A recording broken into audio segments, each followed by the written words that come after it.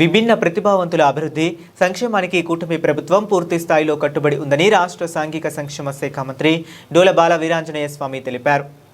మార్కాపురం పట్టణంలోని సౌజన్య ఫంక్షన్ హాల్లో శుక్రవారం నిర్వహించిన ఉచిత 3 చక్రాల స్కూటర్ల పంపిణీ కార్యక్రమంలో ఆయన ముఖ్య అతిథిగా పాల్గొన్నారు. ఈ సందర్భంగా మంత్రి మాట్లాడుతూ రాష్ట్ర వ్యాప్తంగా 17.5 కోట్ల వ్యయంతో 1750 మంది విభిన్న ప్రతిభావంతులకు 3 చక్రాల స్కూటర్లను అందజేస్తున్నట్లు తెలిపారు.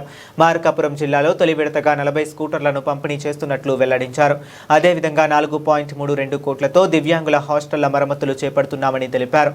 విశాఖపట్నంలో 200 కోట్లతో పారా స్పోర్ట్స్ స్టేడియం నిర్మాణానికి చర్యలు తీసుకుంటున్నామని పేర్కొన్నారు. విభిన్న ప్రతిభావంతులకు మరిన్ని సౌకర్యాలు కల్పించేందుకు డిసేబుల్ కమిషన్ను ఏర్పాటు చేశామని, త్వరలో పూర్తి స్థాయి అధికారులను నియమిస్తామని వెల్లడించారు.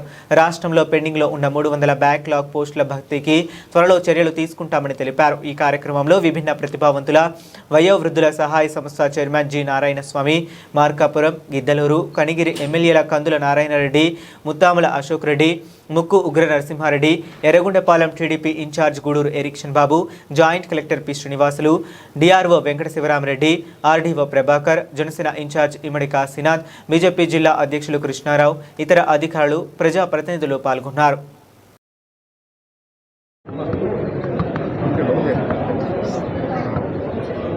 ఫిజికల్లీ ఛాలెంజ్డ్ పీపుల్కి రెట్రోఫిటెడ్ మోటార్ బైకుల్ని 1750 మందికి కాన్స్టెన్సీ చొప్పున 17.5 కోట్ల రూపాయలతోటి దివ్యాంగుల కార్పొరేషన్ నుంచి డిస్ట్రిబ్యూషన్ చేయడం జరిగింది.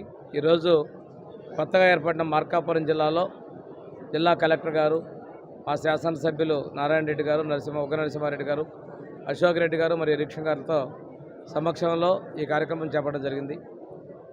పేదలకి, దివ్యాంగులకి మా ప్రభుత్వం ఎప్పుడూ కూడా అండగా ఉంటుంది. 500 రూపాయల పెన్షన్ని 1500 చేసినా, 3000 చేసినా, 6000 చేసినా గౌరవ ముఖ్యమంత్రి శ్రీ నారా చంద్రబాబు నాయుడు గారి సారథ్యంలో ప్రభుత్వమే చేసింది. ఈరోజు ప్రతి నెల 1వ తేదీన పేదల సేవల కార్యక్రమం ద్వారా మేము ఈ పెన్షన్ల పంపిణీ చేయబోతున్నాం. భారతదేశంలోనే అత్యధిక మొత్తంలో 6000, 15000 ఇస్తున్నటువంటి ప్రభుత్వం మా ప్రభుత్వం తెలియజేసుకుంటూ ఈరోజు దివ్యాంగ శక్తి ఉగాది కానుక నుంచి ఉచిత బస్సు ప్రయాణాన్ని దివ్యాంగులకు కూడా మేము కల్పించడం జరిగింది. చరిత్రలో లేనంత విధంగా ఈ డిజేబుల్డ్ హాస్టల్స్ని రిపేర్లకి 4.32 లక్షల రూపాయలు కేటాయించి పనులు చేపట్టడం జరుగుతూ ఉన్నాయి. కొత్తగా కూడా హాస్టల్స్ లేని ప్రాంతంలో హాస్టల్ నిర్మాణానికి, అదేవిధంగా బాపట్ల కొత్తగా ఏర్పాటు చేసిన డిగ్రీ కాలేజీ అదనపు గదులకి, వీటన్నిటికీ వెచ్చించి వరిసి 24 కోట్ల రూపాయలు కూడా కేటాయించడం జరిగింది.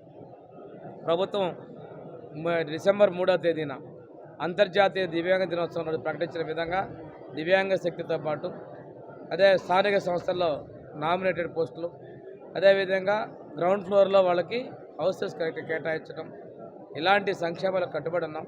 బాపట్ల డిగ్రీ కాలేజ్ ఏర్పాటు, ఈరోజు విజయవాడలో మనకి విశాఖపట్నంలో పారా స్పోర్ట్స్ స్టేడియం, అదేవిధంగా మనకి